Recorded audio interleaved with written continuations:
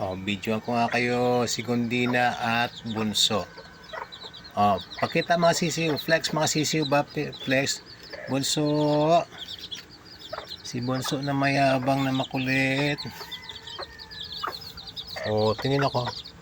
Tinali ko kasi ito, yabang nito eh. Pati yung nakatali ko na wali talaga yun siya. Topong talaga ng baby ko ba. Pakita, flex mo ang iyong pitong sisiw. Tingnan natin yan. Ayan, yun. Sisigundi na ang natira, 3 na lang. Habang si Bunso ay 7 ang sisiw.